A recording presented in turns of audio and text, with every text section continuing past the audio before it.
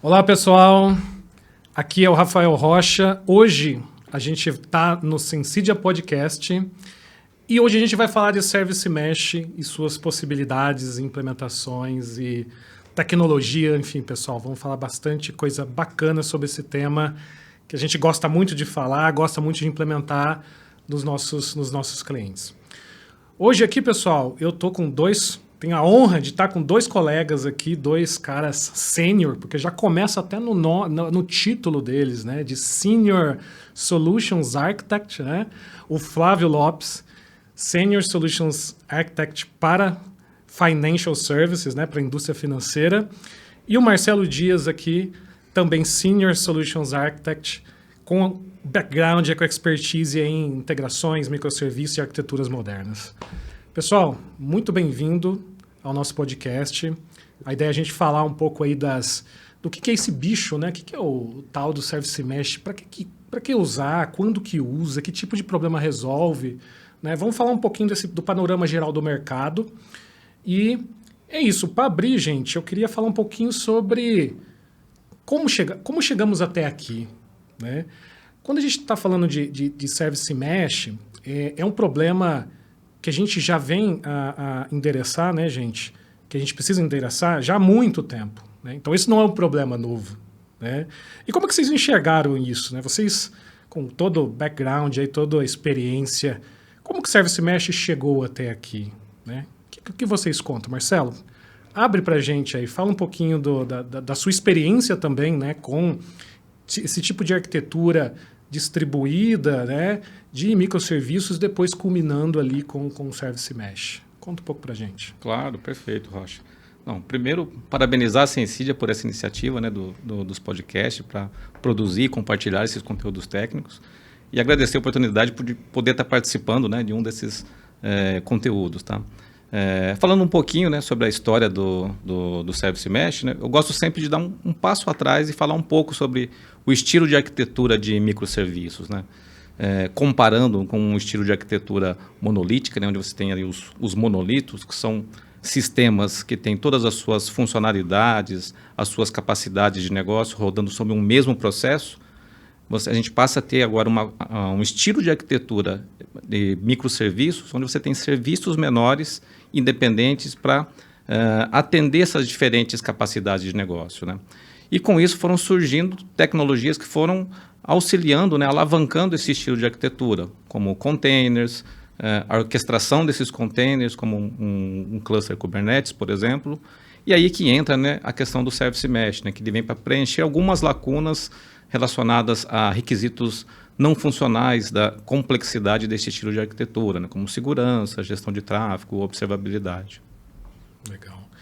E aí, falando um pouco desse tipo de arquitetura, né, queria trazer o Flávio aqui para compartilhar um pouco da experiência dele também.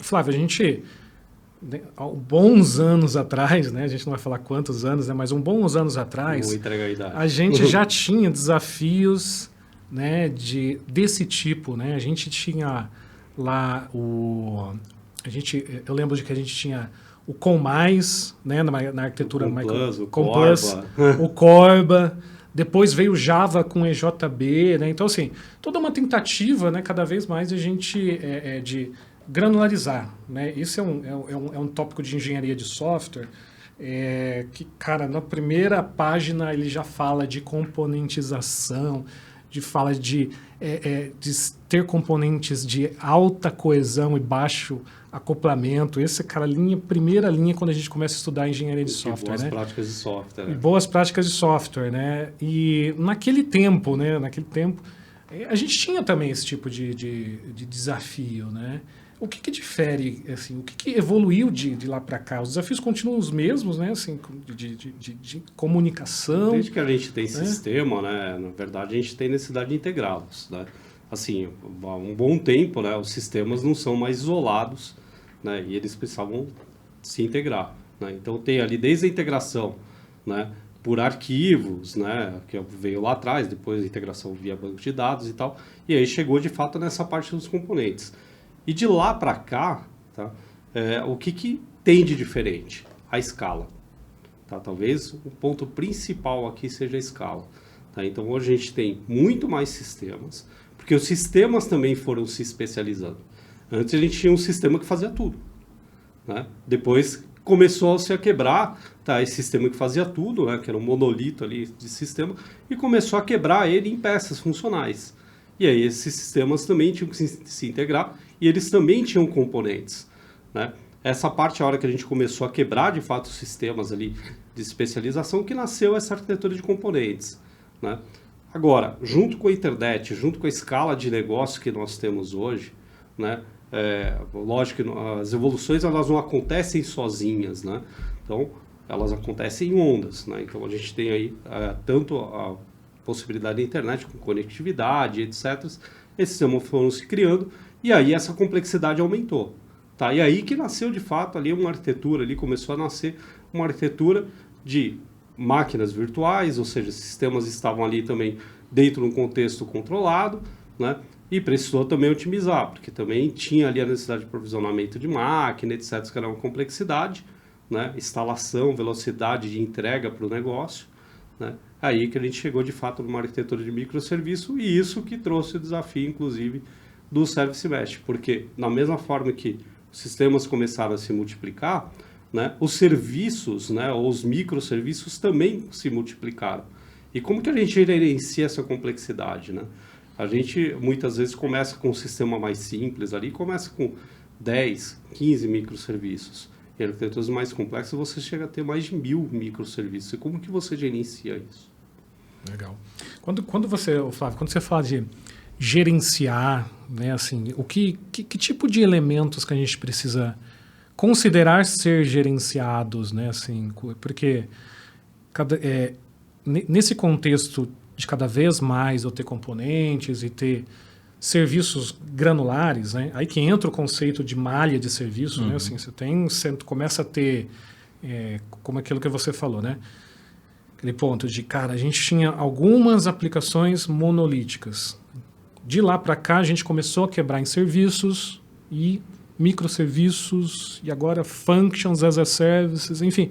Está cada vez mais granular, né? Até o nível de funções hoje, né? Com as arquiteturas de serverless, por exemplo, de functions. E o que são esses elementos que a gente precisa gerenciar, né? Quais são? O que a gente precisa cuidar nisso, né? Quando a gente atinge essa granularidade, essa complexidade? Primeira coisa, comunicação entre eles, tá?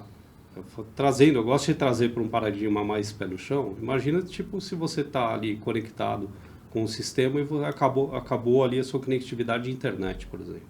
Você vai ficar comprometido, tá? Um serviço tá junto com o outro, geralmente eles trabalham de maneira orquestrada, ou, né, existem N estratégias, coreografia, etc. Então eles precisam se comunicar. Tá? Segunda coisa, segurança. Tá? Hoje, né, as invasões elas ocorrem dentro da infraestrutura. Então se você tem ali, por exemplo, um serviço ali que está desprotegido, de repente o ponto de invasão pode ser por ali. Tá? E a terceira coisa é você ter a visualização, né, em termos de métrica, logs, né, que é o que hoje a gente chama de observabilidade, né, disso tudo funcionando em conjunto. Né? Então, a comunicação está funcionando, né, a saúde ali, quanto que está consumindo de CPU, de máquina, né, eles estão se comunicando adequadamente. Né? Talvez esses sejam os primeiros building blocks, né, que a gente tem que resolver dentro de uma malha de serviços, né? Que é a tradução literal aí de Service Mesh. Aí, Flávio, pegando um pouco assim, quando você fala desses elementos, né? A gente que tem bastante estrada, né, Marcelo? Exato. A gente começa a comparar com outros tipos de tecnologia, né? A gente está falando, por exemplo, quando você fala de a gente precisa padronizar os modelos de comunicação, a gente precisa ter um modelo centralizado de logs, de observabilidade, começar a observar o comportamento entre as integrações, né? Ter mecanismos em comuns de segurança, né? E aí me remete muito, né, Marcelo? Aí eu olhei para você e lembrei disso aí que você eu sei que você trabalhou bastante com esse tipo de tecnologia de SOA, né? De barramentos que tinha naquela época também tinha um propósito de centralizar, né, de ter ali o middleware, de ter um componente arquitetural que orquestrava ou que era o meio de campo entre as aplicações. É claro que naquele momento, né, assim, as arquiteturas ainda estavam nesse modelo, estavam seguindo mais esse modelo de arquiteturas monolíticas, né? Então eu tinha assim um barramento lá e esse barramento ele conectava entre um CRM on-premise monolítico e um RP monolítico também, e ele fazia esse meio campo quando essas duas aplicações precisavam se comunicar, se integrar. Como é que você vê essa evolução, né? Assim, como é que você difere esse tipo, né? Porque se a gente comparar, me parece muito similar, né, o tipo de tecnologia. Como é que você compara as diferenças ou os propósitos entre um barramento de serviços, por exemplo, e o Service Mesh? Perfeito. Eu acredito que o princípio, né, a necessidade, principalmente numa visão ali de negócio, é bem semelhante, né, o que a gente tinha na época do SOA, né, da arquitetura orientada a serviços, e o que está se buscando agora também, né, numa arquitetura aí de microserviços, né. O Flávio citou uma frase que eu achei bem interessante, né, que um dos objetivos que estão se buscando é acelerar ali a velocidade de entregas, né? Então, é o que o negócio está buscando, né? Como ser mais ágil, né, para se adaptar aí a mudanças, né? Seja por questões regulatórias ou simplesmente para inovar, né, o seu negócio e se permanecer competitivo, né? Aí fazendo essa analogia na época de uma arquitetura orientada a serviço, ali já se buscava, né, quebrar o seu negócio em funções, né, em capacidades de negócio mais granulares, né? Acho que a tecnologia da época que ainda estava muito ligada a essa arquitetura monolítica, né? Você tem muitos processos, muitas funções, né, que eram suportadas por um mesmo processo, que dificultava ali a escalabilidade, a velocidade de entrega, para você entregar novas versões, né? Então, acho que de lá para cá, a gente teve uma evolução até mais da parte tecnológica, mas ainda tentando buscar aquele benefício que já se esperava lá desde a época do SOA, né, de ter essa visão por serviços, né, por capacidade de negócio. E hoje a tecnologia está mais propícia, né, para possibilitar essa aceleração, ter serviços menores, mais agilidade na entrega em função de serviços menores e equipes menores também para manter esses serviços, né? Acho que esse é os objetivos acho que são bem similares que se buscam das duas abordagens ali. O termo SOA não morreu, na verdade, né? O SOA é uma arquitetura, né, orientada a serviços. Uma coisa muito legal que evoluiu, né? Trouxe, exato. O que evoluiu foi o stack tecnológico, a forma de a gente fazer, né? Hoje a gente tem ali, né, orquestrações técnicas, né? O SOA ele trazia ali um paradigma muito forte até de processo, né? Tinha os BPELs ali, etc. Né? E o legal também do SOA, né, que ele trouxe um paradigma muito interessante, que aí, linkando ao negócio, ele começou a olhar do valor do sistema para o negócio. Então, até então, os sistemas eram suporte ao negócio. Agora, com o SOA, começou a se olhar, bom, esse sistema ele presta um serviço para a organização como um todo. Quais são os serviços que ele presta? Então, por exemplo, se a gente abstrair de uma maneira até mais simples, um cadastro de cliente, o que ele abstrai ali de serviços, né? E aí o que mudou para agora, né, foi tanto processos, né, de desenvolvimento, etc. A gente tem inovação também de tecnologia nesse sentido, e o stack tecnológico, né, que é onde a gente chegou nos microserviços, que quer queira ou não, se a gente for olhar, utiliza uma arquitetura de SOA, né, de serviços. Esse ponto é interessante que você comentou, Flávio, um dos propósitos do SOA, né, tinha muito de reusabilidade, de composição, né, de serviços para dar e criar outros serviços de negócio, né. Service Mesh vai nessa linha também, assim, claro que eu acho que tem, né, como o Marcelo trouxe, né, de que existem alguns dos propósitos, né, principalmente funcionais do que se buscavam, eles eram semelhantes, né? Mas Service Mesh também se propõe a criar esse tipo de camada mais negocial, de composição, ou não? Ele está mais ligado a outro, mais a comunicação? Como é que vocês enxergam aí nesse sentido? Acho que existe todo um ecossistema, né? Assim, e o Service Mesh está contido nesse ecossistema, né? Então você parte desde do estilo de arquitetura, né, de microserviços, que aí não estamos falando de Service Mesh propriamente dito, né, mas do estilo de arquitetura, em quebrar a sua aplicação em componentes menores, independentes, a forma como eles vão se comunicar, né, para expor essas capacidades de negócio, que aí a API, né, exerce um papel fundamental, né, nessa exposição de como as funcionalidades vão ser consumidas por outras aplicações, por parceiros. Como que eu orquestro tudo isso com a tecnologia que eu tenho atualmente, uma tecnologia de container, hoje é a mais comum, né, para esse tipo de implementação. E o Service Mesh ele dá todo um suporte para isso, acho que principalmente tirando uma carga que a gente tem no desenvolvimento hoje de requisitos não funcionais, né?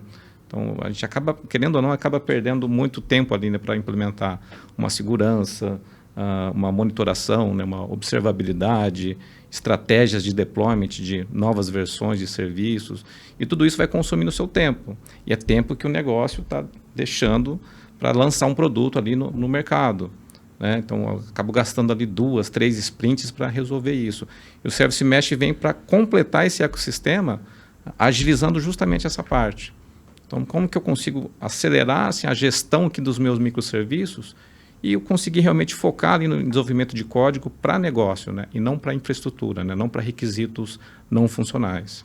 Legal. Quando a gente fala, então, desse tipo de arquitetura, né, de tecnologia, está muito voltado, como vocês trouxeram aí, né, de ter elementos que são comuns a qualquer tipo de aplicação, né, que são requisitos técnicos ou requisitos não funcionais, né, de padronização, de segurança, de login e etc. Né, assim, como é que esse tipo de arquitetura ele se insere nas arquiteturas de microserviços, né? Assim, quais são os elementos técnicos ou os principais elementos arquiteturais que vocês enxergam que compõem uma arquitetura de Service Mesh?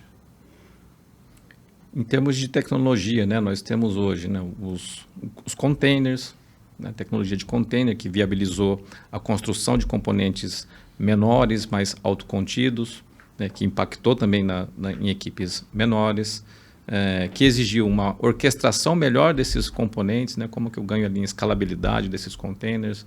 Tem eventualmente ali ferramentas como um Kubernetes que consegue nos resolver, né, e existem várias distribuições aí no mercado, né, de Kubernetes para resolver a orquestração desses containers, né.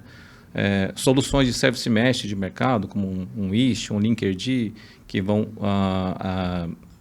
através de proxies, fazendo a interceptação da requisição entre esses diferentes serviços, né, usando as tecnologias envolvidas, né, um cluster Kubernetes que permite que você encapsule a sua aplicação, né, o seu container, dentro de uma unidade menor, que é o pod, né, dentro do cluster do Kubernetes.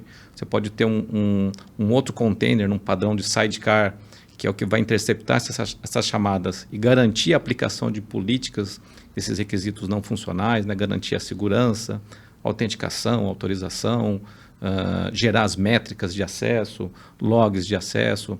Então, esse tipo de tecnologia, assim, acho que essa é a forma, né, quando ela vai se juntando, né, nesse contexto para conseguir viabilizar esse estilo de arquitetura. Sim. Legal que os próprios containers também eles trouxeram, né? Eu acho que tanto a arquitetura de container quanto a de mesh, né, que eu entendo que é uma evolução da arquitetura de container, eles trouxeram uma evolução também em isolamento. Né? Então, o que acontece? Antes você tinha que ter um servidor para aquele tipo de linguagem, para aquele tipo de framework. O container já isolou isso, né? Ou já foi legal para caramba, né? A parte do mesh, inclusive, ele resolve, né? Quando o Marcelão comentou aqui, muito legal, da parte dos requisitos e tudo, né? Não funcionais, o que ele resolve? Ele resolve os problemas de infra, né? Então, eu lembro lá, minha época de Java lá, né? Quando eu conhecia lá atrás o Spring, nossa, eu adorava ficar decorando o código lá com log, com autenticação, né? E eu lembro que, para fazer um CRUD lá, eu tinha 3 linhas de código e, às vezes, 10 linhas de decoração, né? Decoração, exato. Código de infraestrutura, né? Hoje, eu, né, com esse tipo de arquitetura, né, com Mesh, por exemplo, tá?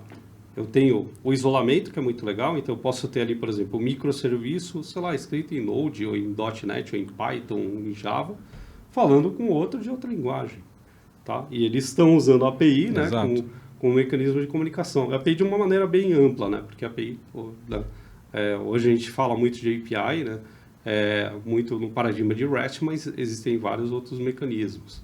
né?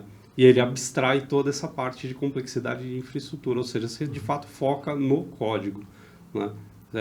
Esse tipo de arquitetura resolve vários problemas relacionados à infraestrutura. E há problemas de negócio também, né? Que depois a gente explora um pouquinho então, mais. Assim, eu queria entrar justamente nesse ponto assim, do benefício real, né? Quando a gente fala de que, cara, tem uma série de elementos de infraestrutura, né? Que há segurança, login, observabilidade, regras de deployment, etc., são de infraestrutura, né? A gente está tirando da mão do desenvolvedor, né, para deixar mais num componente de plataforma, um componente de infraestrutura, né? Isola, né? Mas qual que é o benefício real, assim, para quem está buscando esse tipo de arquitetura, né? Nesse caso é só mesmo, cara, o dev não bota mais, não replica código ou tem, né?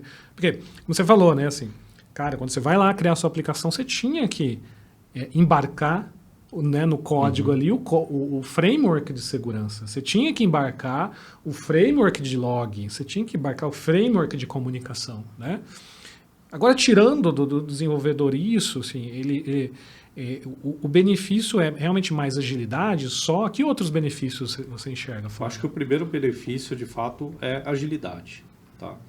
Porque você já tem uma série de coisas ali, principalmente de infraestrutura, assim que eu vejo, já resolvidas, de maneiras maduras, né? Porque é o mercado inteiro testando esses mecanismos, tá? E você pode, de fato, focar ali na tua regra de negócio.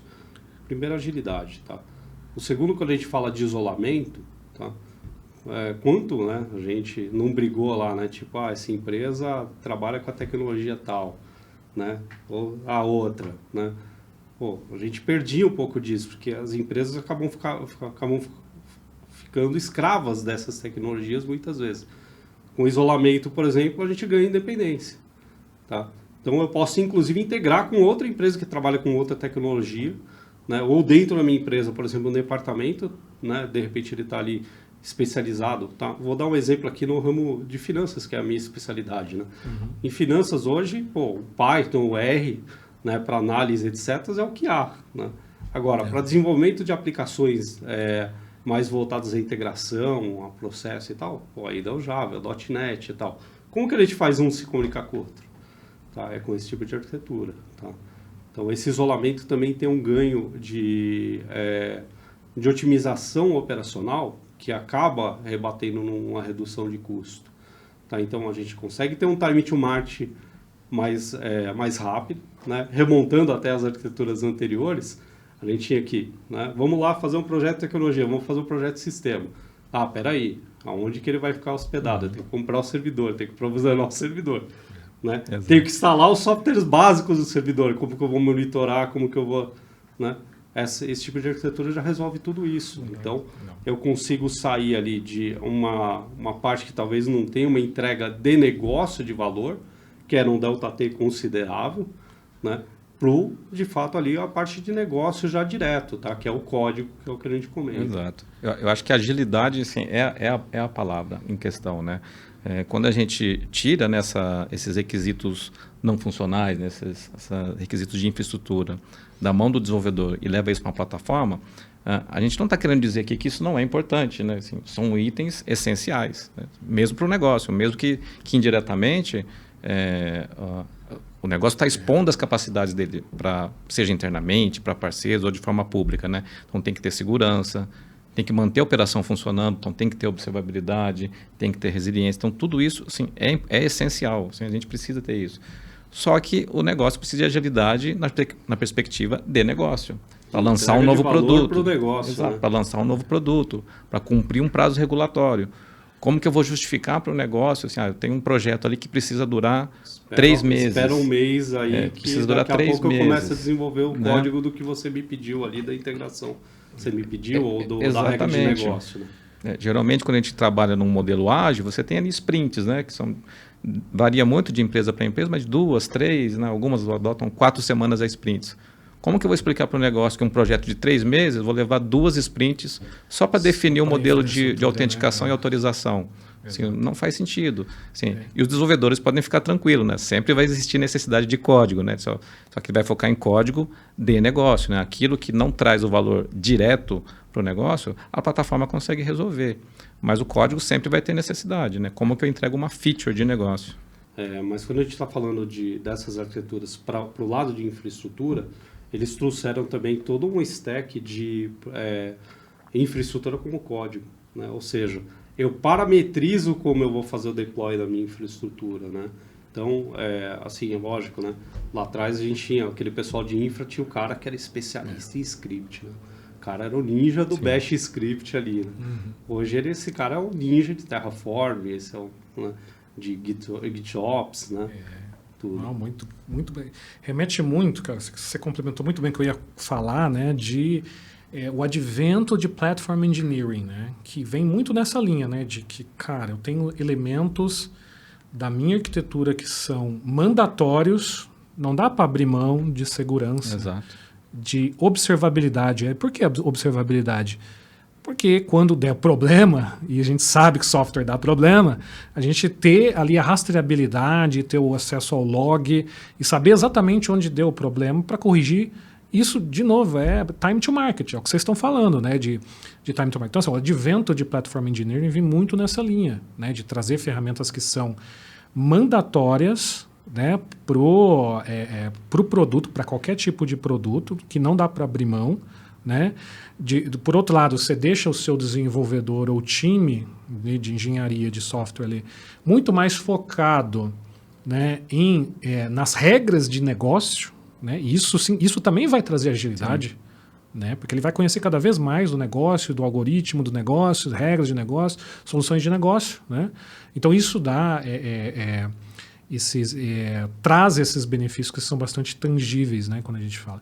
E assim, o processamento com plataforma ele é bem interessante, né, porque assim, tem essa questão de ela sempre estar up to date, né, assim, cara, não é só, beleza, né, assim, se a gente pegar a segurança, por exemplo, cara, todo dia tem uma ameaça, todo dia tem uma nova forma de ataque, etc, né, que a plataforma com os mecanismos de segurança, eles precisam estar up-to-date o tempo todo, isso ser refletido nos sistemas que estão em produção de maneira muito mais rápida, né?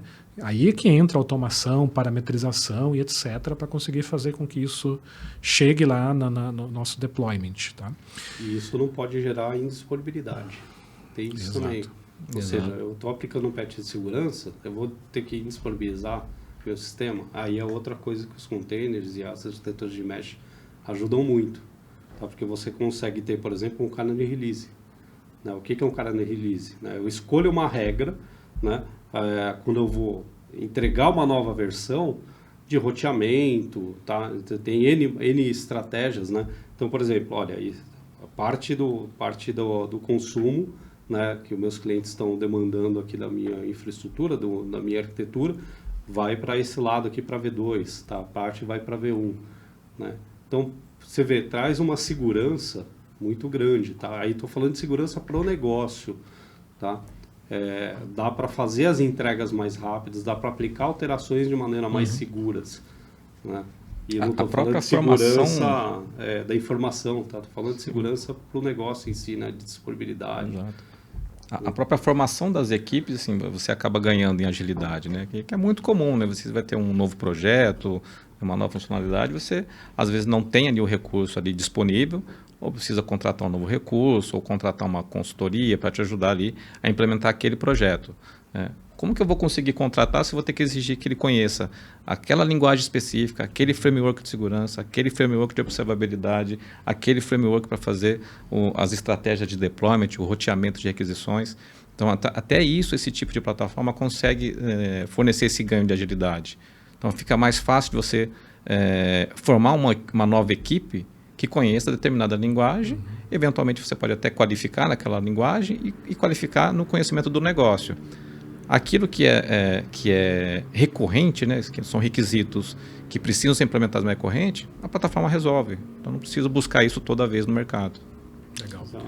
Isso acontece, né, eu gosto sempre de trazer o paradigma lá de trás, né, que quando eu comecei na carreira de tecnologia, né, lá atrás ninguém pensava, vou reescrever, vou inventar um banco de dados novo, né? É a mesma coisa hoje, tá? Pô, eu já tenho esses padrões estabelecidos, né? Então vou utilizá-los, né? Legal. Gente, eu quero dar um zoom in aí, né? A gente falou bastante já de benefícios, né, cara? A parte bacana, né? Depois a gente fala também do que não existe almoço grátis, né? Assim, nós somos arquitetos de soluções aqui, né? Todo mundo nessa mesa. E a gente sabe que, cara, para cada solução você tem contrapartida, né? Mas antes da gente chegar a isso, vamos entender um pouco mais. Eu queria que vocês falassem, eu queria entender um pouco mais da arquitetura. Então, por exemplo, e premissas, né, obviamente, né? Quais são, se eu quiser, hoje eu tenho, vamos colocar assim, hoje eu tenho lá minha arquitetura de microserviços, tá? Eu tenho lá 50 microserviços na minha arquitetura atual. Quais são os elementos que eu vou ter que adicionar na minha arquitetura atual? E tendo algumas premissas, né? Eu sei que, por exemplo, vocês comentaram muito, hoje é praticamente uma premissa que Service Mesh, das implementações que a gente está falando aqui, que a gente vai falar aqui, elas estão muito dependentes da pré-requisito, Kubernetes, né? Mas que outras premissas e quais são os elementos? A gente vai ter que colocar aqui vocês comentaram ali, né? Vou ter que colocar aqui um sidecar proxy.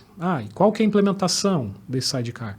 Eu vou ter um outro elemento aqui que vai ser a tela de configuração, ou sei lá. Para quem está nos ouvindo aqui, né? Está nos vendo, quais são esses elementos técnicos hoje de uma arquitetura de Service Mesh? Não, perfeito, né? Acho que dentro das tecnologias mais comuns hoje que estão se aplicando, né, o conceito de Service Mesh é você ter o seu desenvolvimento, né, começar o desenvolvimento do seu microserviço, né, do seu código de negócio, baseado em tecnologias de containers, que é o que vai permitir, por exemplo, o isolamento que o Flávio comentou, né? Então, posso ter um padrão ali de desenvolvimento. Imagina que uma empresa ali tem um padrão de desenvolvimento Java, por exemplo, o que é importante, tá? Acho que manter por mais que a gente tenha liberdade para experimentar novas tecnologias, eu acho importante ter um certo padrão, né? Uma arquitetura de referência para seguir, mas você tem a liberdade para experimentar, né? Então, você começa com o desenvolvimento usando tecnologia de containers. Mas o container por si só, ele não é escalável, né? Assim, ele isola o seu serviço numa unidade menor, mas você precisa de alguém que faça a orquestração dele. Então você começa a se multiplicar, isso também se torna um problema, né? Exatamente. Então, assim, para você atingir, né, os benefícios que são esperados do estilo de arquitetura de microserviços, você vai precisar de ferramentas e tecnologias adicionais. Então, a primeira é o container para ter o componente, né, numa unidade menor, autocontido. Mas você precisa orquestrar isso. Então, durante um período de uma Black Friday, por exemplo, você precisa ganhar em escalabilidade ali a sua capacidade de negócio de submeter um novo pedido. E não necessariamente precisa escalar uma outra funcionalidade naquele momento. Então, você precisa ganhar em escala. Então, precisa de alguém que faça a orquestração disso para você. Precisa aumentar a quantidade de réplicas daquele container para suportar o aumento de volume, né, da carga de vendas naquele período. Então, precisa de um orquestrador. Né? Como o principal de mercado hoje que a gente está falando é tecnologias baseadas em Kubernetes, né? Que tem várias distribuições, né? Seja para ambientes on-premises ou das diferentes cloud providers, né? Cada um tem a sua distribuição, né, suportada. E uma das principais ferramentas hoje de mercado, quando se fala em Service Mesh, tem aí o Istio, né? Que é um framework que suporta aí essa tecnologia de Service Mesh, que está muito vinculado, né, a um cluster Kubernetes, né? Então, acho que esses seriam os primeiros pré-requisitos, as primeiras premissas, né? Então, adotar uma tecnologia de container, ter um orquestrador como um Kubernetes, por exemplo, uma tecnologia como o Istio, mas existem outras também, como o Linkerd, mas acho que o Istio hoje é o mais conhecido, né? O mais famoso das soluções, e você começar a focar o seu desenvolvimento, né?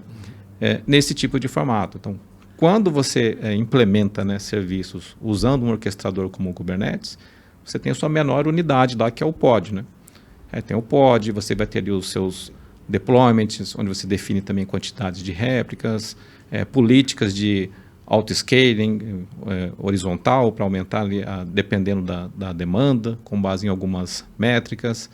Quando você utiliza um Service Mesh como o Istio, você passa a ter alguns recursos adicionais, que são os Virtual Services, para ter o roteamento, as políticas de rede, além do proxy, né, que você O proxy nada mais é do que um container que ele vai dentro do seu pod. Então, você tem um container que é a sua aplicação e pelo menos mais um container dentro daquele pod, que é o proxy, que no caso do Wisht é suportado pelo Envoy, né? O Envoy Proxy, que ele vai interceptar as requisições. Então, é ele quem vai garantir a aplicação dessas políticas que você vai definir a nível de plataforma. Sabe? Eu não tenho código de autenticação e autorização na minha aplicação, no meu Java, no meu .NET que eu construí e encapsulei num container. Mas esse outro container nesse proxy, a tecnologia vai fazer com que a requisição, aquele serviço, seja interceptada, ele aplica as políticas que você definiu ali de segurança, vai gerar as métricas, vai gerar os logs de acesso e vai prover essas informações para você. Então, acho que essas seriam os primeiros passos, né, as primeiras tecnologias para partir para esse tipo de implementação. Legal. E aí, queria até fazer uma provocação, né? Como que a gente começa também, né? Que é interessante, né? A gente está falando de container, a gente está falando de mesh. Né? Imagina que você está fazendo ali uma aplicação tradicional. Tá? Então, tá bom. Tenho ali meu código, compilo ele, etc. Primeiro passo, né? Racional, pelo que a gente está comentando aqui, coloca lá num container. Tá bom, aí eu tenho um container e ele vai precisar falar com o outro. Então, você tem até outras maneiras, né? Até para desenvolvimento, para exploração, né? Para orquestração, né? O primeiro orquestrador, né, que nasceu aí para os containers foi, por exemplo, o Docker Swarm.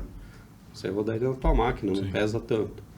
Né? Aí depois você começa a trazer outras, né? Essa parte do sidecar, né? Eu quero acoplar, né, essa camada de gestão, né? Que é o que o Istio, por exemplo, trouxe de tecnologia. Né? Ou seja, eu tenho aqui meu container, eu plugo uma coisa e eu ganho segurança, eu ganho log, né? Eu ganho escala, né? Quando o Marcelo, por exemplo, falou da replicação, né? Ele encapou teu microserviço com várias capacidades. Legal. Vamos dar eu queria que vocês dessem alguns exemplos mais práticos em relação às funcionalidades mesmo do Service Mesh. Quando a gente fala, por exemplo, de quais são os modelos de autenticação, porque o que a gente está... Vamos começar por parte de segurança ali, né? Quando a gente fala de ter um microserviço falar com outro, né? Se comunicar com outro microserviço, dos modelos que a gente precisa definir é qual que é o padrão de autenticação, de autorização que esses dois elementos, né, esses dois microserviços dentro de um cluster, né, de Kubernetes, por exemplo, como é que eles fazem essa comunicação. E aí o Istio, ele já, por exemplo, ele já chega lá, ele já tem out of the box ali, ó, você tem essa política aqui, ó, MTLS, você tem essa política aqui, token, você tem... Quais são os principais elementos ali que o Istio, como feature mesmo, com capability, ele entrega já depois que a gente instala ele, por exemplo? Perfeito, um ótimo ponto, né? E é sempre importante reforçar, né, que o Istio está muito atrelado ali, né, a um Kubernetes, então ele faz muito uso de tecnologias que eventualmente já existem no Kubernetes para alavancar, né, agilizar a implementação desse tipo de requisito, né? Parte de segurança, por exemplo, ele permite, né, que você implemente ali, né, facilmente ali uma política dizendo que a comunicação entre os microserviços deva acontecer usando ali um multi-TLS, né, uma comunicação mais segura. Você vai também explorar recursos do próprio Kubernetes para permitir isso, né? Estão muito atrelados, né? Então, vou pegar ali uma secret no meu Kubernetes que contém o certificado que eu vou utilizar, vou criar uma política no Istio para dizer que aquele namespace, né? O namespace dentro de um Kubernetes, ele é um agrupamento lógico ali das aplicações, né? Então, organiza ali um conjunto de aplicações. Então, naquele namespace, vou ter ali alguma política para dizer que essas aplicações aqui tem que obrigatoriamente conversar usando ali multi-TLS, né, para ter essa camada de segurança. Posso também ter outros níveis, né, de segurança. Então, posso configurar através de padrão de OpenID Connect, por exemplo, a integração com algum Identity Provider externo, né? Vou separando ali a responsabilidade e faço esse link, né, essa ligação entre o código que eu desenvolvi, código de negócio. Eu tenho ali um Identity Provider que vai conter ali as credenciais, as roles, né, todas as regras de permissionamento ali. Dos próprios serviços. Dos próprios serviços, né? E aí um Service Mesh, né, como o Istio, vai conseguir fazer essa ligação, né, essa cola. Né? Esse serviço aqui, vinculado com a segurança eu vou resolver nesse Identity Provider, eu tenho que validar essas permissões. E posso até separar a responsabilidade de definição, né, e manutenção dessas regras. Né? Então, o desenvolvedor de negócio, o analista, né, vai desenvolver código de negócio. O cara da área de segurança, é ele quem vai ajudar a definir as regras de segurança, e alguém que vai interagir com a plataforma vai fazer esse link. Então, assim, vou separando, cada um ali na sua especialidade, mas no fim está tudo integrado ali de uma forma bem mais ágil. Legal. Essa questão de segurança, né? Então, além dos elementos de comunicação, eu tenho outras regras, por exemplo, quais são os serviços que vão estar expostos externamente do namespace, ou como que um microserviço se comunica com o outro. Existe esse tipo de regra, né, de falar, olha, o serviço A só se comunica com o serviço B. E o serviço A, ele é o único que expõe o seu endpoint para fora. Nenhum outro, né, para isolar, tem esse tipo de Exatamente. capacidade. Você tem regras de gestão de tráfego, por exemplo, que você pode determinar esse tipo de requisito. Né? Então, imagina que dentro do meu namespace, né, do meu grupo ali de aplicações, nem todos esses microserviços precisam estar expostos para um consumo externo. Alguns deles são exclusivamente ali para resolver, né, capacidades, funcionalidades internas de suporte ali à aplicação. Então, não preciso expor tudo isso para fora do meu cluster. Então, eu posso definir regras de gestão de tráfego, onde eu vou determinar esse microserviço, eu vou permitir que ele seja acessado externamente ao meu cluster. Então, e além disso, né, eu defino também políticas de autenticação e autorização. Então, eu vou permitir que seja acessado externamente, desde que seja um usuário válido, né, que tenha uma credencial válida e que possua ali, né, a permissão, né, a role ali para consumir aquele serviço. Né? Eu não digo exatamente ali assim, qual serviço pode acessar qual. Né? A gente, na verdade, parte numa visão daquele serviço, daquela capacidade de negócio, o que eu preciso, numa visão de ser autocontida, né, independente, o que eu preciso para acessar ela. Né? Então, eu defino, para acessar esse serviço, precisa ter essa permissão.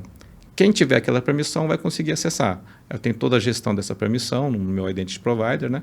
Mas eu não digo, por exemplo, que esse acessa esse acessa esse. Né? Assim, para acessar esse serviço, essa funcionalidade, você precisa dessa permissão, né? Nessa visão mais independente do serviço. Legal. O Flávio, API, por exemplo, você até consegue fazer isso, né? Porque você consegue ter ali, por exemplo, as claims, né? Então, por exemplo, só o serviço que tem as claims X, Y, Z consegue me acessar, né? Legal também, né? Você falou do acesso externo, né? Gosto de trazer sempre o paradigma mais próximo. Né? Então, imagina, por exemplo, o sistema de pedidos, tá? Onde eu estou expondo só o serviço de pedidos, mas o serviço de pedidos ele vai interagir com, né, o contexto de produtos. A gente está falando ali do serviço, ou do microserviço de produto. Tá? Vai ter que verificar ali, por exemplo, o estoque, né? Ou seja, uma orquestração. Esses poderiam, o de estoque, e de produtos poderiam ser serviços internos e só, de fato, o Mesh está controlando a exposição do serviço de pedidos. Outra coisa muito interessante, né, quando a gente fala de segurança, né, e de fato desse trust de comunicação de um com o outro e também com fora do Mesh, né, é o conceito de Zero Trust Security. Tá? Ou seja, o que é isso? Eu não confio. Eu parto da premissa que eu não confio. Você está querendo me chamar? Quem é você? Eu estou aqui no teu namespace, amigo. Pera aí, né? Não, mas você precisa me passar e ter a tua credencial para você poder interagir comigo. Legal. Conectando um pouco vocês comentaram, o Marcelo falou sobre gestão de tráfego, e aí você comentou alguns momentos atrás sobre capabilities, sobre capacidades de deployment, né? Então você falou muito do Canary Release, né? Que é uma das formas ali que out of the box já o Istio já implementa, né? Além do Canary Release, né, e explica um pouco também para quem nunca ouviu falar, né, eu mais ou menos sei o que é isso, né, explica um pouco o que é isso, e se tem outros elementos de deployment ou regras de tráfego aí que o Istio ele já entrega. Sim, você tem várias, tá? E isso, assim, essas estratégias de deployment, elas servem basicamente, né, para você controlar ali, quando a gente falou de agilidade, quando você tem que fazer uma entrega, né? Então, eu dei até lá atrás o exemplo, quando você tem, por exemplo, uma V1 no serviço, você quer liberar uma evolução, uma V2, né? Então, pô, de repente eu não quero lançar ali, né, fazer um Big Bang, né? Lança a V2, exato, né? E aí, pô, tá ali todo mundo ali, né, que tá acessando ali de forma produtiva o meu serviço, de repente tem um problema. Aí que entra, por exemplo, o Canary Release e essas estratégias de roteamento, né? O issue, de fato, tá? E, na verdade, a gente está falando aqui muito issue, mas, que o Marcelo comentou, existem vários meshes que têm, tá? Esse building block, né? Controle de tráfego, né? Tá? É justamente para fazer isso. E você pode fazer isso de N maneiras, tá? Você pode fazer ali por um header, tá? Você pode fazer a gestão por calls mesmo, tá? Então, eu quero que, por exemplo, sei lá, 20% do meu tráfego venha para V2, tá? 80% continua na V1, né?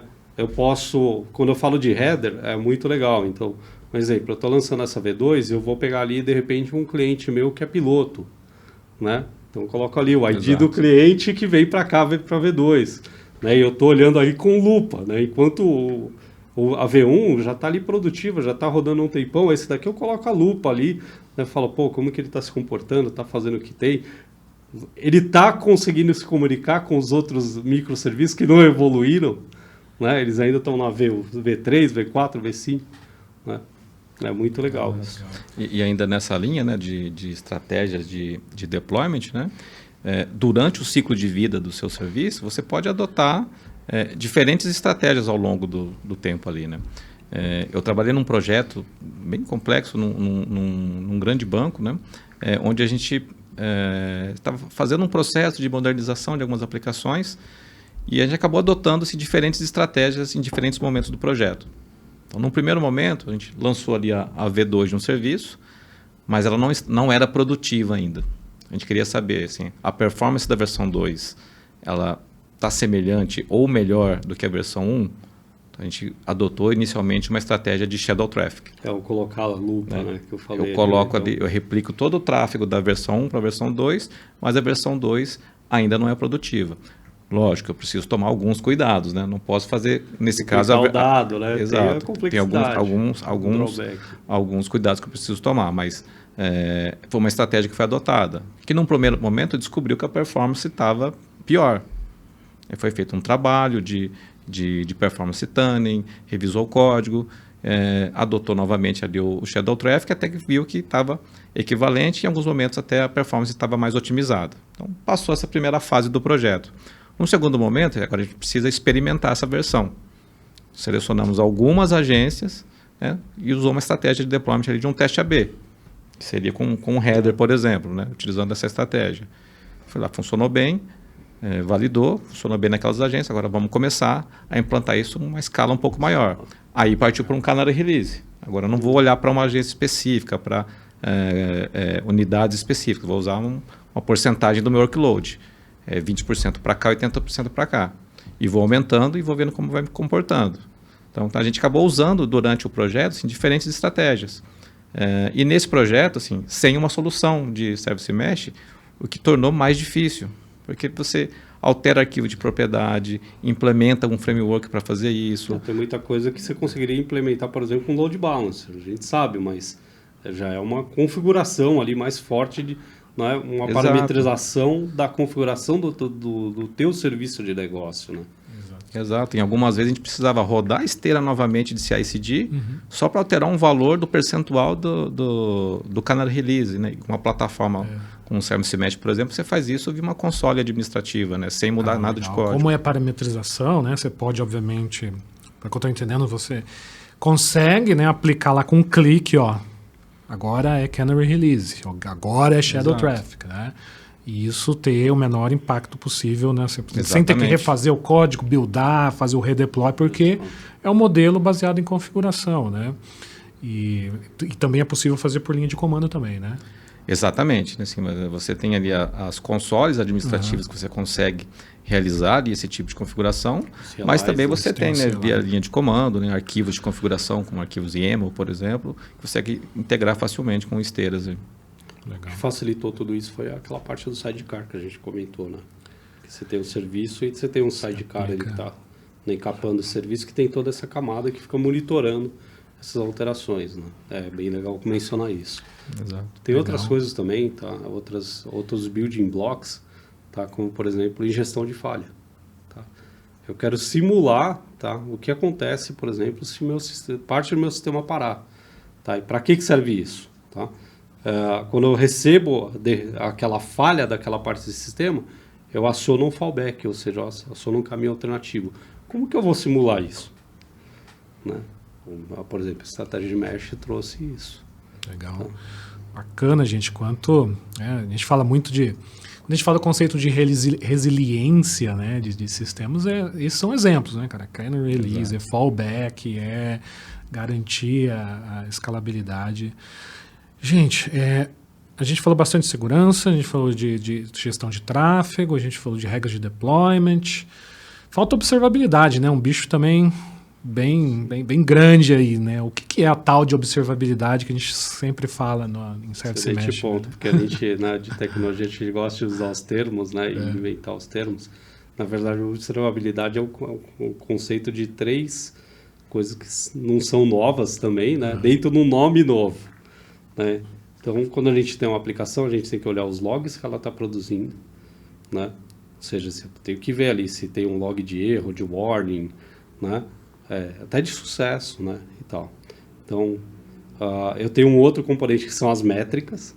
Então, tá bom, eu tenho aqui meu serviço, ele está isolado, mas ele está dentro de uma máquina, né? Tá lá na nuvem, né? Abstrato, né? Tal. Então, quanto ele está consumindo de memória, quanto ele está consumindo de disco, né? De CPU, tá? E a outra é o seguinte, a gente não falou de orquestração, a gente não falou de um serviço chamando outro, a gente tem o conceito de APM também, né? Então, eu olhar o encadeamento, esse chamou esse, que depois chamou aquele, isso daqui demorou tanto tempo, e a chamada toda demorou X tempo. A junção desses 3 conceitos é o conceito de observabilidade. Legal. Tá? E com essas estratégias de mesh, tá? De novo, com sidecar e etc., a gente consegue ter isso, mais com alguns outros consoles, né? Porque uma coisa é eu gerar, né? Eu capturar o log, que está ali dentro do meu container, né? Capturar a métrica. A outra coisa é como que eu vejo isso. Tá? Aí esse era um ponto, né? Porque assim, o sidecar, né? O proxy ali, né? Ele atua mais como... claro, ele aplica algumas regras ali, como por exemplo, a validar o token de acesso ali, né? Mas tem também toda a coleta dessas métricas, do log, etc. E para onde que vai tudo isso? Como que é a arquitetura, né? Porque tem o conceito do runtime, né? E tem o conceito da parte de gestão de console, né? Como que é isso? Para onde que vai? Como é que... eu preciso provisionar uma infraestrutura apartada? Como que é essa parte mesmo da arquitetura dos elementos, dos outros elementos aí da arquitetura?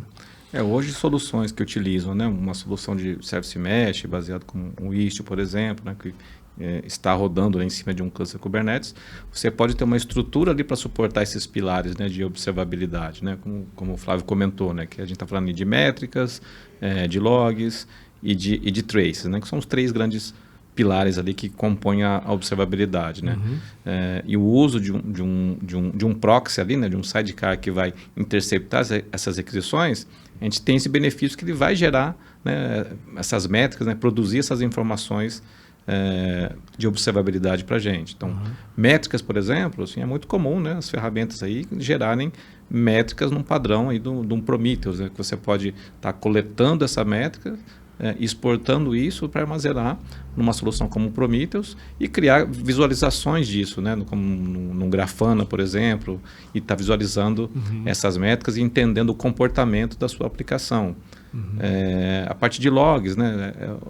Os clusters Kubernetes onde rodam as aplicações, onde se configuram um Service Mesh também, eles sempre são integrados com alguma solução de log, um um Elasticsearch, por exemplo, onde a sua aplicação pode exportar esses logs ir para um lugar central e você criar visualizações em cima disso, né? A parte de trace, isso é uma coisa bem bacana de uma solução de Service Mesh, que ele gera esse trace para a gente, né? Eu não preciso codificar isso na minha aplicação.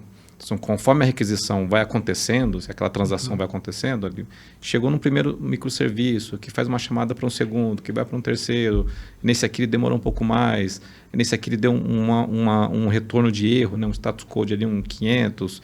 Então ele vai gerando todo esse rastreio para a gente. Basicamente em cima, usando headers, né? Tem alguns headers usando o padrão ali do Jaeger, né? Do OpenTelemetry, que ele consegue propagar essa informação conforme vai acontecendo a integração entre os microserviços e vai gerando isso num formato que a gente consiga visualizar em ferramentas como um Kiali, por exemplo, ter uma visão bem mais de forma gráfica, né, de como está acontecendo essas transações. Já está uma ferramenta de monitoramento especializada, por exemplo, no Mesh. Né?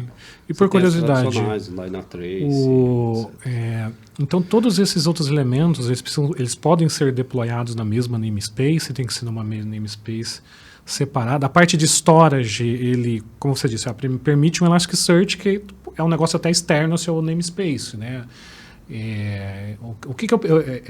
Tem como instalar tudo no mesmo namespace? Tem que ser um namespace separado? E já tem uma solução out of the box? Não precisa instalar um Elasticsearch, porque eu já tenho aqui uma solução de storage embutida aqui que usa, sei lá, qualquer coisa por debaixo dos panos.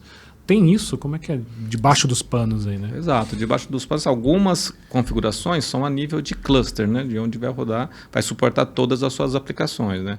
Quando a gente fala de uma aplicação específica, a gente tem ali um namespace com um conjunto ali de pods, né, que estão executando naquele namespace. O proxy em si, né, o sidecar, ele fica dentro do pod de cada aplicação, né, que está configurada. Sistema, né? Exato. Uma solução de log, você até consegue definir a nível de namespace, mas não é uma boa prática ali, né? O ideal é você ter uma solução a nível de cluster. A parte de métricas, por exemplo, um Prometheus, você pode configurar a nível de cluster. Aí essa solução do Service Mesh, integrada aí com essas aplicações, vai fazer uso dessa infraestrutura que é comum dentro do seu cluster e vai gerar informações lá. O próprio Service Mesh em si, ele pode estar configurado num namespace específico para ele, as aplicações que compõem o próprio Service Mesh. E ele vai se integrando com as demais aplicações através ali do proxy, né, que está implementado como um sidecar e vai fazendo essa interceptação das requisições. Lembra que o namespace, né, o Marcelão acho que comentou, né, é um agrupamento lógico de uma aplicação. Né? Da mesma forma que a gente tem a aplicação de negócio, a gente também tem essas aplicações. O próprio Mesh é uma aplicação, se a gente for olhar. Também vai estar ali, só que a diferença é que é um namespace de sistema, de infraestrutura. Né? Hoje um Elastic, por exemplo, ele pode ser deployado dentro de um Kubernetes. Né? Vai ser uma outra aplicação. Né? No mesmo a gente fazendo o reuso dela enquanto infraestrutura. Exato. Legal. Gente, agora vamos falar um pouco aí. Bom, a gente falou bastante das capabilities, né, das capacidades, das funcionalidades, do benefício e o drawback, né? E o que a gente tem que considerar, né, enquanto adoção? Quais são os desafios de adotar esse tipo de arquitetura, esse tipo de tecnologia na visão de vocês? Boa colocação, porque do jeito que a gente fala, né, parece que é um mundo maravilhoso e só tem vantagens, né? Exato. Mas, de fato, não é sempre assim, né? Talvez uma consideração é que você, acho que vai passar a precisar, tá, desse tipo de arquitetura, e aí talvez a palavra-chave seja adicionar essa complexidade adicional, porque quantas pecinhas a gente falou aqui, né? Então é mais fácil lidar com uma peça ou com 50? A gente falou de uma série de peças. Se você tem uma arquitetura maior, tá? Então não faz sentido, né, você de repente começar ali com uma arquitetura de mesh ali para 3, 4 microserviços, que só essa complexidade que você vai adicionar para orquestrar 3 microserviços vai trazer um custo que desonera, não vale a pena, né? Se a gente for olhar aí em termos de investimento, até de esforço, né? Fora que essas ferramentas elas consomem máquina, né? Então aí você tem também um consumo, você tem um custo de infra, né? E tudo, né? Agora, do outro lado, né? Ainda falando um pouquinho das vantagens, né? Que aí a contrapartida, a hora que você tem uma coisa mais complexa, você tem que de fato orquestrar né, dezenas, centenas de microserviços, aí você tem que colocar isso, porque senão o teu custo operacional você vai ter que colocar ali 2, 3, 4 pessoas para ficar olhando. Aquele monte de baratinho se Exato. mexendo, né? Exato. Acho que a quantidade inicial de microserviços, acho que até pode ser também, né, um parâmetro, né? Mas principalmente se pensar assim, qual que é o meu roadmap, né? Aonde eu quero chegar. Então, se eu tenho 5 microserviços hoje, mas pretendo chegar, sei lá, uma estimativa ali de 200 microserviços, então é ideal já tentar já começar. Porque a gente sabe, se a gente começar de uma forma, dificilmente a gente vai mudar ao longo do caminho, né? É mais difícil. Apesar Esse é um número mágico, Marcelo? Você está falando 200 microserviços? Não, só chutei mesmo, só chutei o número aqui. O Flávio até comentou, né, de cenários aqui de 1.000 microserviços. Posso falar de experiência própria. Quando começou a ter 10 baratinhas aí, 10 microserviços, eu já comecei a ficar doido e eu precisei sair atrás de alguma coisa. E a própria implementação, né, ela pode ser em fases também, né? Então, imagina que eu já tenho ali um conjunto de microserviços, tenho 5 microserviços já rodando, eu tenho um roadmap que eu vou crescer esse número de microserviços e quero adotar um Service Mesh, mas não quero ter um impacto naquilo que eu já tenho, que já está rodando, que já está no meu cluster Kubernetes ali, já tem minha solução de log, de métricas. Então, eu posso adotar uma solução de Service Mesh. Vamos começar com o Trace, por exemplo. Eu não vou mudar nada no que está rodando lá. Você vai passar a ter Trace, vai passar a ter métricas adicionais de acesso ao seu microserviço, né? Você passa a ganhar mais em observabilidade. Questões de segurança. Então, se você já tem uma solução implementada de segurança, você precisa planejar direitinho como que eu vou fazer essa mudança, né? essa migração, né? Para adotar os recursos de segurança que o Service Mesh te provê, né? Então, acho que como ela vai interoperabilizar, né? Vai continuar se comunicando, né? Porque você não precisa fazer Big Bang. É o que o Marcelão comentou, é bem legal. Exato. Mesmo. E as responsabilidades bem claras, né? Que a partir do momento que a gente diz, né? O desenvolvedor não precisa mais se preocupar com o código de infraestrutura, com requisitos não funcionais. Mas alguém precisa se preocupar. Né? Então, talvez eu tenha até novos perfis ali, novas funções envolvidas no desenvolvimento para olhar, né? Essa parte de segurança, para garantir que as regras de autorização estão corretamente definidas para cada serviço. Alguém que vai realmente operar ali a plataforma do Service Mesh, garantir que as políticas de gestão de tráfego sejam aplicadas corretamente. Tá? Eu não vou precisar que cada desenvolvedor olhe para isso, mas preciso garantir que alguém, né, alguma função, olhe para essas políticas e garanta que elas sejam implementadas. No final o drawback assim, um delas é custo, né? Assim, o Flávio citou de custo de infra, mas como você colocou, cara, assim, tem que ter outros perfis, né? A gente tem que trazer pessoas que sejam especialistas também para poder... A complexidade traz um custo. A complexidade com certeza, né? E a complexidade, o custo de, claro, cada vez mais você cria camadas de abstração, que no final das contas é isso, né? E de pessoas, né? E de trazer pessoas que consigam também operar, né? Assim, no final das contas, se você tira do desenvolvedor, é claro que a escala, né? Em algum momento... A escala, ela se paga, né? Aí, acho que cada empresa tem um número, né? Como você disse, é 10, mas pode ser 1.000, pode ser 100. Em outra empresa ali, que a conta, ela começa a fechar, né? Então, eu acho que tem que lidar com essa complexidade, tem que olhar esses desafios, principalmente de complexidade, de custo, né?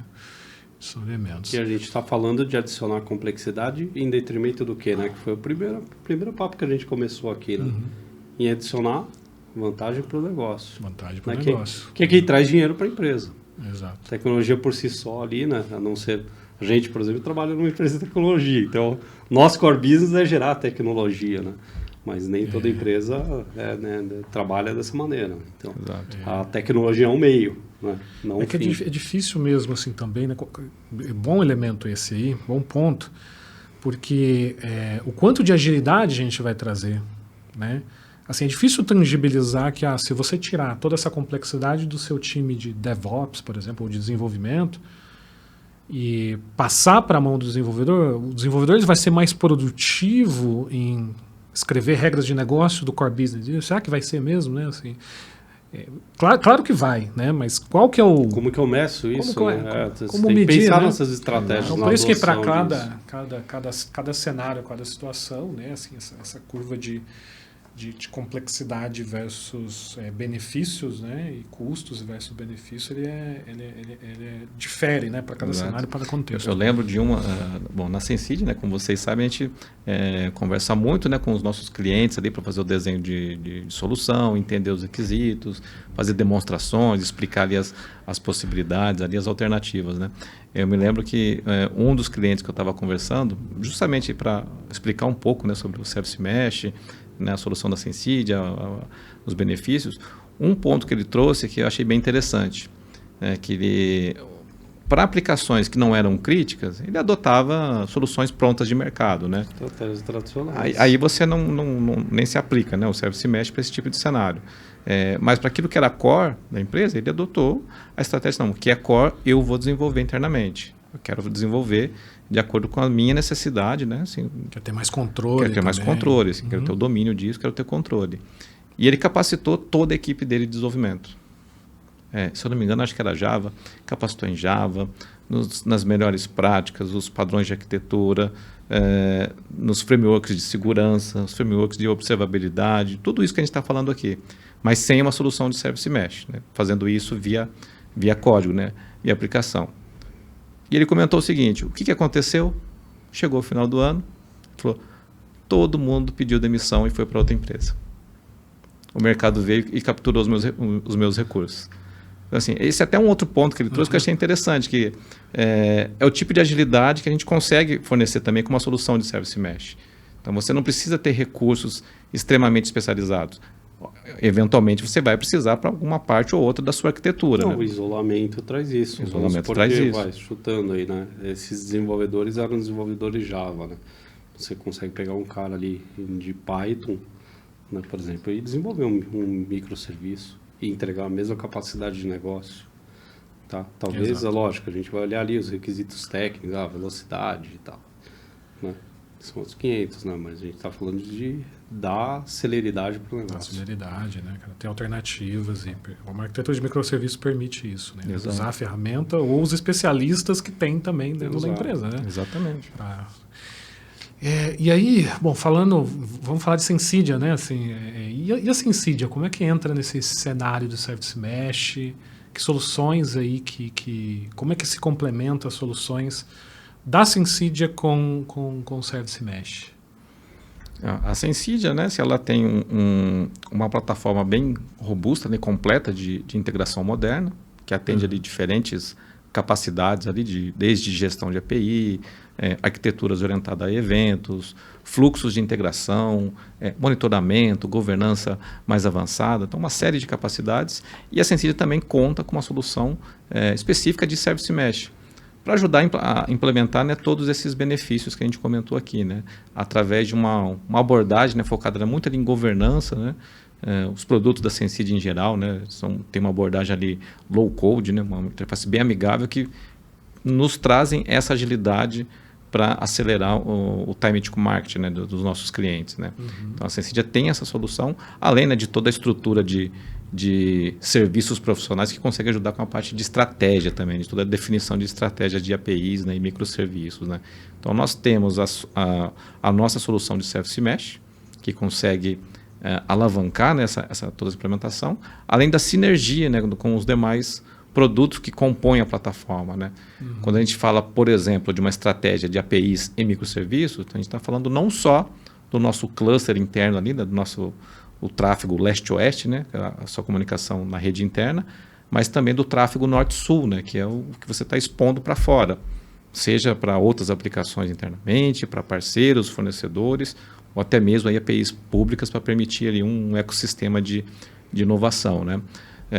Então essa sinergia é muito grande. Então essa parte de segurança você resolve não só internamente, mas você complementa com outras políticas quando eu estou expondo para outros consumidores, uma observabilidade mais completa, né, desde lá do início do canal lá, onde partiu o consumo daquela capacidade, até realmente o que está acontecendo dentro do seu cluster. Então há uma sinergia muito grande entre as soluções ali. Porque o que você está falando está muito ligado a ter uma... Eu vou usar o termo observabilidade, não sei se é melhor, né? Mas, cara, ter a rastreabilidade, talvez rastreabilidade seja melhor, né? Uma rastreabilidade desde lá da ponta, né? Porque a Sensidia tem plataforma de API Management e gateway de borda, né? Que é justamente para isso. Tem um gateway de borda que vai estar recebendo requisições de API, consumo de API, seja dos canais, seja de parceiros, seja de outras integrações internas, né? Então tem um gateway de borda ali, vamos dizer assim, né? E aí essas requisições, né, ele passam por esse gateway da Sensidia, que por vezes, né, vai ter que fazer uma chamada lá para um back-end. E esse back-end, ele é um microserviço, é um serviço que está sendo exposto ali pelas regras do Service Mesh. Vai ter, por exemplo, um microserviço, esse vai ser o de saída, né, que é no Kubernetes a gente chama de Ingress Gateway, né? Exato. Que é, então, ou seja, eu tenho o gateway de borda se comunicando com o Ingress Gateway ali, e ele repassando aquele request para a malha de serviço processar. Então, o que a gente fala muito é de ter essa observabilidade, essa rastreabilidade end-to-end, né? E a segurança também, né, end-to-end, né? Você pode até ter políticas adicionais específicas para exposição das suas APIs, né? E complementando com aquela segurança, né, que é específica do seu cluster interno, né? Tem uma coisa que eu acredito que a Sensidia traz, tá? Eu já tive a experiência de configurar tudo isso daqui que a gente falou na mão. Tá? E eu tenho um core mais de desenvolvimento, então não tenho core, né, de infraestrutura depois até adquirir ao longo do tempo. Mas foi difícil. Tá? A Sensidia, ela já tem então, uma abordagem que eu chamo de serviço gerenciado. A gente comercializa isso como um SaaS. Tá? Ou seja, você tem uma plataforma, você tem um console ali gráfico. Essas ferramentas já estão integradas. Tá? Então, é praticamente você instalar no teu cluster. Também tem um script lá no nosso site. Na documentação do produto que você vai. Né? Tem os pré-requisitos que você tem que ter o issue, etc. Mas o próprio instalador já faz isso, caso não tenha. Né? E, depois eu vou usar através de uma interface gráfica. Porque tudo isso que a gente está falando aqui, né?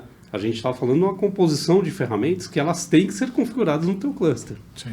Né? E até isso é um delta T ali, né? no teu tempo, no teu cronograma. Né? Isso vai, quando você comenta isso, né, assim, a gente acabou de falar de complexidade e de custo, né? A partir do momento que a gente tem uma solução gerenciada, a tendência, obviamente, qual que é o valor de ter um SaaS, né? Geralmente, custo, né? Geralmente o custo ele é menor porque ele está sendo gerenciado por uma outra empresa que compartilha também daquilo, que é especialista naquilo, que compartilha de recursos, né? Então, a tendência do custo e de redução de complexidade, porque tem que suportar parte dessa stack, dessa infraestrutura, você terceiriza também. Não precisa nem ser seu time interno, né? Você pode terceirizar, né? Esse é um valor, né, cara, bem interessante que você trouxe aí de Sensidia. E do ponto de vista funcional, porque assim, a gente falou muito de implementações e de tudo que a gente falou aqui, stack de Istio, por exemplo, vou voltar ao Istio que é o mais famoso aqui, né, a gente vem falando, entrega muito dessas capacidades que a gente falou, de canary release, de log, de observabilidade, de regra, enfim. E o que a Sensidia traz a mais, né? Que features ou o que agrega, na opinião de vocês? Com tudo que eu comentei, Rocha, porque eles entregam de fato, tá? E a gente também usa alguns desses componentes. A gente não está reinventando a roda aqui, né? Só que como que você usa? Você usa num paradigma ali ainda de linha de comando, né? Ou seja, para mudar ali uma regra... Tem que fazer tudo na mão, né? No final das contas. Tem que fazer tudo na mão. É um trabalho você não mais tem uma árduo, interface né? gráfica para isso, né? E aí, fazer tudo na mão, você tem um outro problema.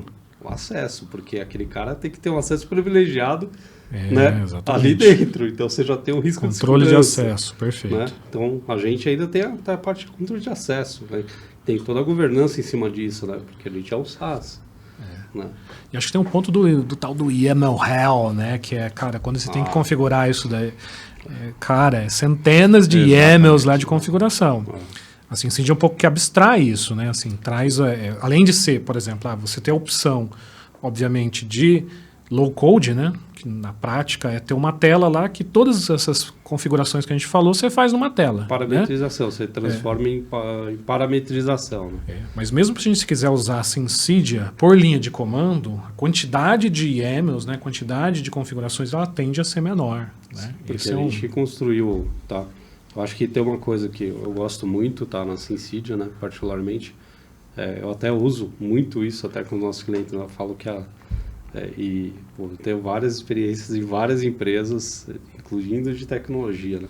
Sensidia eu tenho um orgulho muito grande, porque eu brinco até nos clientes, né, ali a casa do ferreiro, o espeto é de ferro, não é de pau. Então a gente trabalha ali de fato com a abordagem de API First, de ter um CLI, né? De ter já a documentação do produto. Tá? Isso é muito legal. Isso é bacana. Eu acho que só complementando, né, assim, acho que a solução da Sensidia coloca essa camada de governança, né, assim, para realmente conseguir entregar essa agilidade que se espera no negócio, né? Enquanto eu tenho ali num issue mais tradicional, assim, eu vou definir um virtual service com políticas específicas ali, na plataforma da Sensidia eu tenho ali políticas de gestão de tráfego, já com interfaces mais apropriadas para implementar estratégias de canary release, de plugin deployment, de shadow traffic. Então, eu já falo num diálogo que está mais próximo daquilo que eu quero entregar. Né? E está na tela, né? Seleciona tá na ali tela, a canary exatamente. release, foi lá, abriu, selecionou, E aplicou. gestão de falha. Qual falha que você quer colocar? Quero colocar um erro 500 aqui. Tá aqui. Mais então, direto ao ponto. exatamente. combinha um botão apply. Descobrir qual que é o YAML lá que faz isso, né? Qual que é o YAML que eu Exatamente, configuro ali do plugin deployment. Né? Então, assim, as a políticas gente já- colocou, né, talvez o principal drawback é a complexidade que você adiciona. Como que a gente resolve a complexidade? Criando facilitadores. Facilitador, Nosso exatamente. produto tem essa vantagem. E uma feature bem interessante que eu queria até destacar, né, que a gente tem na plataforma da Sensidia, que é um grande diferencial, né, de outras soluções, é a capacidade de gestão de múltiplos clusters. Então, um cliente pode ter um cluster Kubernetes on-premises, está rodando ali no data center dele. Ele pode ter um outro cluster que está rodando num parceiro cloud, um terceiro cluster que está num outro cloud provider. E ele pode, né, nesse modelo, né, que o Flávio explicou, né, que no serviço gerenciado, né, o Service Mesh ele tem duas grandes partes ali, né, que é o Control Plane e o Data Plane. Né? O Control Plane hoje está gerenciado no ambiente da Sensidia, né? E o Data Plane você tem ali as configurações locais em cada cluster.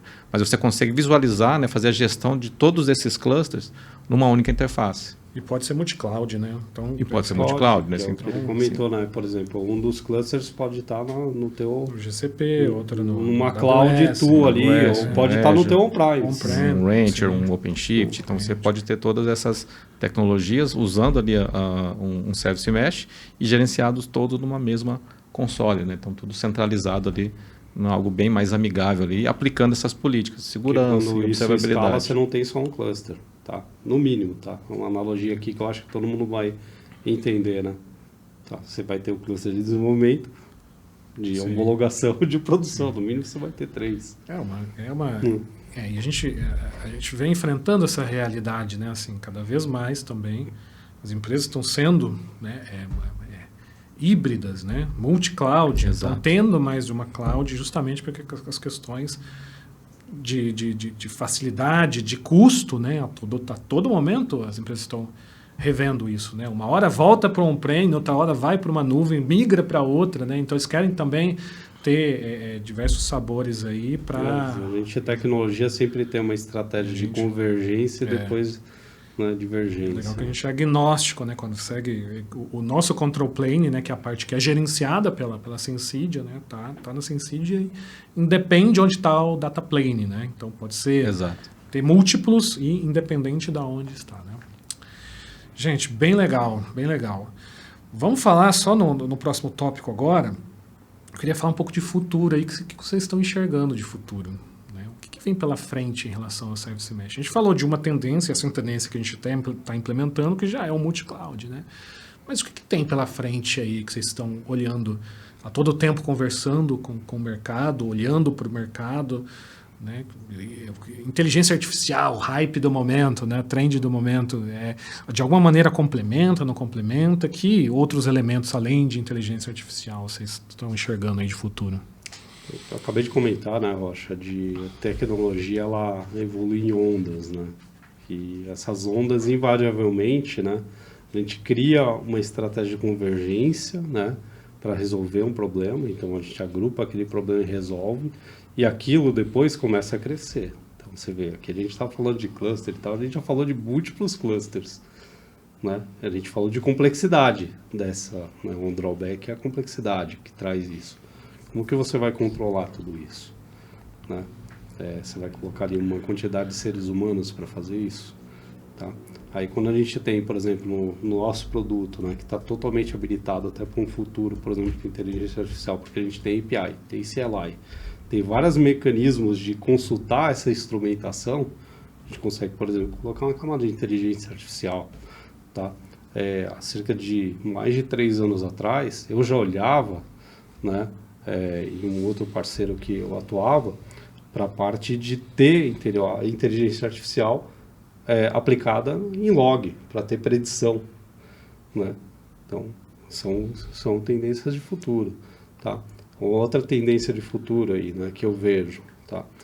Bom, por mais fácil que seja, a gente tem uma camada gerenciada e etc., hoje não tem como não falar. Eu particularmente estou usando, assim, massivamente o ChatGPT. Tá? Então, você ter ali uma estratégia conversacional de resolver as coisas, né, é muito poderoso. E hoje você já tem o ChatGPT, por exemplo, se conectando com o mundo externo, né? Ou seja, eu já consigo integrar ele ali através de plugins, etc. Então, por exemplo, por que eu não tenho um plugin para subir um cluster? Por que eu não tenho um plugin ali para... Você tem uma espécie de copilot para o Service Mesh, que ali você vai e fala, vamos, implementa o plugin deployment nesse cluster, nesse namespace, para esse conjunto de serviços, né? Outra coisa que eu vejo, né, também, que ainda não é uma estratégia muito simples de ser feita, né? Mesmo essas tecnologias, elas trazem um padrão, né? Migração de um provider para o outro. Tá? Como você fazer isso? Como que você faz isso com facilidade? Né? Existem algumas ferramentas aí que estão surgindo para isso. Otimização desse custo e também do custo que está ali inativo, tá? Porque quando a gente está falando aí, não vou nem falar tanto de mesh, vou falar de Kubernetes, né? O Kubernetes, as pods, elas se executam numa máquina física. Sim. Né? Como que eu controlo o provisionamento? Um recurso, né? Dias atrás, eu conversei com um parceiro que ele é especializado, tá, em utilizar a inteligência artificial para otimizar a alocação de máquinas spot, que já é barato. Né? O cara tem um algoritmo que ele controla ali, porque é um marketplace ali, né? Tudo. Eu vejo muito essa linha. Mas acho que indo numa linha, né? Ainda nesse tópico, né, da inteligência artificial, né? Acho que indo numa linha de projetos de negócio, né, relacionado à inteligência artificial, acho que tem também ali uma relação muito bacana ali com uma solução de Service Mesh, né? A inteligência artificial já acho que não é tão recente, a gente tem soluções mais tradicionais, né? E agora está se falando mais em soluções de inteligência artificial generativas, né? A gente ganhou escala, né? Exato, assim. E por trás disso, né, assim, sempre tem ali as APIs, de alguma forma, alavancando a implementação dos diferentes modelos aí de inteligência artificial, né? Um ponto que o Rocha comentou aqui, né, de híbrido e multi-cloud, né? Híbrido e multi-cloud é uma realidade já, né? Não é mais o futuro, é uma realidade. Então, assim, só nesse ponto, né, o Service Mesh já consegue auxiliar, né, nas implementações. E nesse contexto, né, assim, de API suportando inteligência artificial, num contexto que já é híbrido e multi-cloud, eu vejo muito esse fit, né, do Service Mesh para voltar lá naquela palavra do início, né, que é a tal da agilidade. E nesse caso até reforçando a questão da segurança também, né?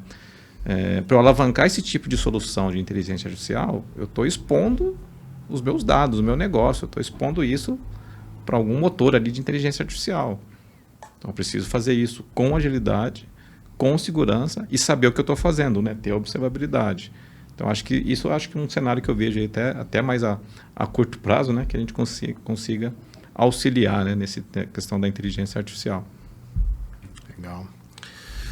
Gostei bastante do exemplo que o Flávio deu, né, principalmente inteligência artificial. A gente vem debatendo bastante na Sensidia sobre que a inteligência artificial ela pode tomar algumas decisões, né, ser mais autônoma em alguns cenários.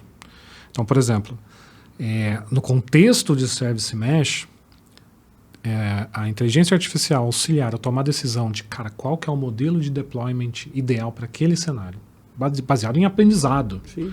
Aprendeu que o plugin deployment para o cenário A, B, C é o melhor. Para esse negócio. Para esse negócio, para outro cenário, isso sem intervenção, né? Você deixa a controle da própria inteligência artificial tomar a decisão de qual, né? E isso a gente vem discutindo bastante na Syncidia sobre esses elementos, né, de inteligência artificial sendo automatizando alguns processos como esse, né?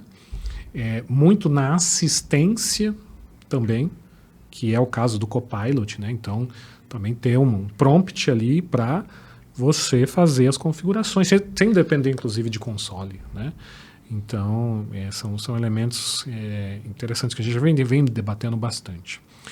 Gente, para a gente concluir, aí eu queria que vocês deixassem um pouco aí da mensagem assim, quem está pensando em implementar Service Mesh, o que cada um, vocês como arquitetos de soluções, diriam para os seus clientes, né? Assim, quais elementos considerar, que questões considerar para adotar uma arquitetura, uma solução de Service Mesh? Eu acho que eu diria ali, Rocha, principalmente para aqueles clientes que têm essa estratégia, né, de ter um desenvolvimento interno para aquilo que é core do negócio, para ter o controle, né, ter o domínio das capacidades de negócio, né? Até um pouco antes ali do Service Mesh, né? Ter uma estratégia bem definida ali de APIs e microserviços, né, do estilo de arquitetura de microserviços. Ter sim alguns padrões, lógico, né, a gente pode ter experimentações de novas tecnologias, mas ter alguns padrões, né? E estruturar muito bem nessa separação de responsabilidade, né? Assim, focar no desenvolvimento de código para negócio, tem alguém olhando ali para a segurança, garantir que vai ter a observabilidade de tudo isso que está acontecendo, né? Aí sim você consegue tirar mais valor, né, desse tipo de solução. Então, acho que essas seriam algumas das principais dicas aí para iniciar esse tipo de adoção do Service Mesh. Legal. Eu agregaria também olhar para os padrões, né, que você tem, porque o código mal escrito num container ou fora de um container, o código mal escrito ele vai dar bug e vai causar problema para o negócio. Tá? Mas eu colocaria também você olhar para dentro de casa e olhar muito para o momento, tá? Eu olho ali para frente, tá? Que é muito o que a gente, arquiteto, faz, né? A gente costuma olhar aqui o as is, né? E o to be, né? Tá? Olhar ali para frente e falar, cara, isso daqui vai crescer como? Eu vou precisar desse cara? Como que, então, eu vou traçar um roadmap, tá? Para não ter que fazer o tal do Big Bang, né? Chegar lá daqui 1-2 anos e agora eu preciso num mesh, né? Exato. Você tem essa estratégia bem definida, né? Começar ali com container, né? Depois vai ali para um orquestrador mais simples, né? Migra esses containers para um Kubernetes, né? Aí começa a trabalhar com serviços de Kubernetes, né?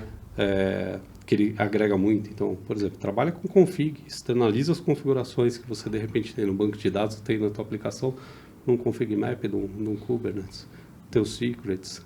Aí eu resolvo a comunicação, né, dos microserviços. Aí eu começo a colocar uma esteira de CI/CD e fazer um kernel release, né, fazer o roteamento. Tá? Tem todo um roadmap. Então, eu não acredito em projetos de Big Bang, né? Eu acredito num crescimento orgânico e você antecipar o risco.